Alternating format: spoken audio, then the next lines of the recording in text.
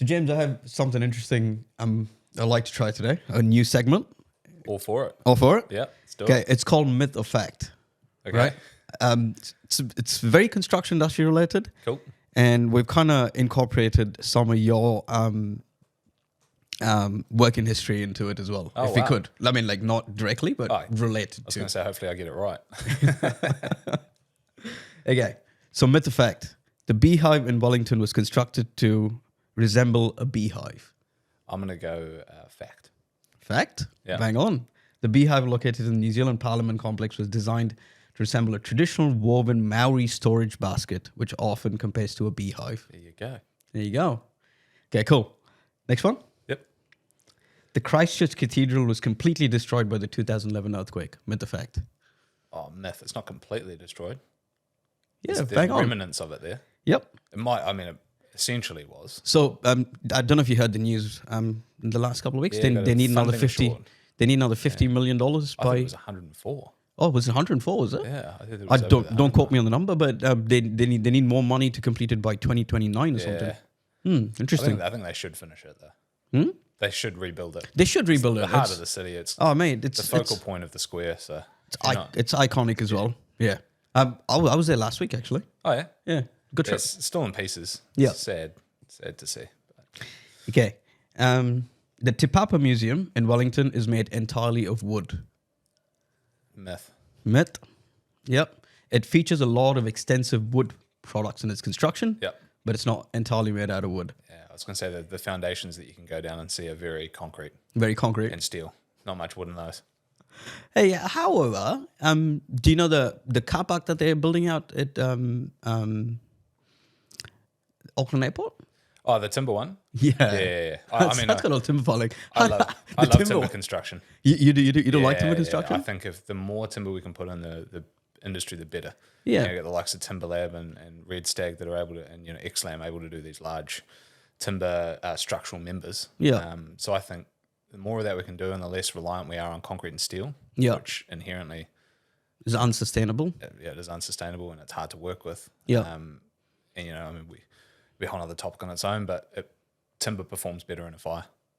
So it Really? Yeah, it has, as long as you make the member slightly bigger, it only chars by sort of 10 to 15 mils on the outside. So Oh, the yeah, structural interesting. integrity of a piece of timber, if it's 200 mil, the structural integrity is 180. Oh, yeah. So it won't burn anymore once it chars around the outside. That's it. It stays there. There's another fact for you. Fact or myth? Let them choose. Fact or myth? Let them choose, eh? I like that. Okay. The Auckland War Memorial Museum is built on an active volcano. I'm gonna go Myth or myth. I fact? don't think it's active. Ooh, fact. Oh, Got that one it's wrong. always gonna get one wrong. The Auckland War Memorial Museum sits on top of the remains of Pukekawa, a dormant volcano called in Auckland Domain. There you go. Hopefully it doesn't explode Yeah. or erupt. Or erupt. Yeah. Yeah, I think I know which one that is. Okay, cool. I'll get to the next one. The use of BIM technology is mandatory for all government construction projects in New Zealand. That's an interesting one for you. Myth. It's a myth. Yeah. It's highly recommended, Yeah. but and the adoption is increasing, Yeah. but the use of BIM is not mandated by the government in New Zealand. It'd be too expensive. I think they should, eh? Oh, definitely should. From a construction technology Yeah. perspective, I think it should be mandated. I think at a bare minimum, clash detection for services. Well, clash detection is one thing, but I believe there's so much more you can do That's with what I a mean BIM as a model. bare minimum. Like if you start with clash detection, it saves 100 grand on a project. So Does it though? yeah. Yeah, I don't. Yeah, it's arguable But for I me. mean- I don't know. Let's say large scale commercial jobs. Yes. Yeah. That's what It's I'm still talking about. it's still arguable. I still think it may be because one of my previous companies I tried to map this whole process of clash detection and start from which service gets the first rank. Yeah. So it's obviously your mechanical services. Yeah. Then you go layer by layer by layer until you get to your ceiling grid, right? Yeah. And you map that process of how you actually get the clash resolved Yeah. back into federation for every level. Yeah. It's a long Might process. just be fucking easier standing on site, redlining it, bringing the blocks together, looking up at the ceiling and going, oh, mate, there's a clash there. Real What are we life going to do BIM. about it? real life BIM. In real life BIM, yeah.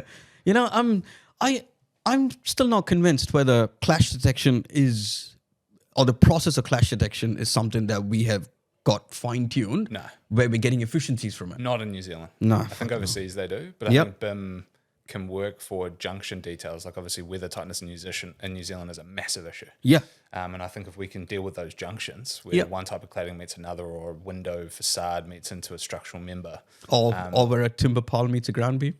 Yeah, mate, the amount of times I re-detailed that probably a good 100 times when we were doing timber constructions. We used to build these 3-story walk-ups out of timber, and you'd go, cool, we've got a concrete base, with, big foam base inside of it, and it's 800 mil thick, and we've got these big steel connections that come out of it that need to tie into the timber. And you're like, how the hell am I going to get them in there? How do I get the timber to connect in properly? How's it all going to be redone? Yeah. And structural engineers have their idea, and then you go, cool. In the real world, where we've got to build this, that doesn't work. Yeah. So what we're going to do is we're going to rebuild it here. I don't think BIM can do that at the moment, because it's gonna have to become further down the track. Like Yeah. it's going to have a lot more investment from people putting information into it, and maybe AI will help with that. 100% will. And I've actually started doing takeoffs from good BIM models with a click of a button. Yeah, Literally with a click of a button, I can get a full takeoff. yeah. So that's game changer. Oh, mate, absolute game changer for me. So that's what I'm saying. There's a lot more use cases for BIM that people don't actually realize. Or just a 3D model, the availability 3D model. Oh, yeah. And some of the cool shit that I'm doing with 3D models is where I'm actually articulating delay in a methodology. Oh yeah, So, you run a simulation of a 4D yeah, of your baseline program, and I run the same simulation with an impacted program, clearly showing the start point or the root cause of delay very cool. with 2 videos. So it's like, when you go into adjudication or mediation, it's easier explaining and communicating to people in short form video. Yes, Yeah. Rather than getting them to read series of documents, getting them to understand where the delay originated from and how it impacted yeah, the entire project. Yeah. So there's more cool shit I'm doing, but Yeah, so it's all the technology bits that I'm working on. yeah. I think we need more of it. Yeah. Maybe the government should mandate it. They have to mandate it. I think it's a no-brainer to mandate 3D modeling, at least in government projects. Heck Yeah. I think I mean, think about how much the government projects cost and how much we pay in variations. What if we could bring the cost of variations down by having a 3D model? I'm not saying it will. No, but I'm saying it likely can. could. Yeah, it could over time. Yeah. And the more time that we work with these types of models, and the more time it's reiterated and everything like that, Yeah. the better we get at it. Absolutely. I'm all for that. Okay, last question. Oh, the majority of New Zealand's construction waste must be recycled or reused as part of the resource efficiency movement. Ooh, that's an interesting one. I'll go myth. Fact. It doesn't happen though, does it? Yeah, okay. So New Zealand has strong initiatives and regulations aimed at reducing waste in construction, promoting recycling and reuse. Yep. So I've been around it. But yeah, if you I'll paint a picture because I know we are running out of time. But Yeah. like if you've got a construction site, they're often space poor.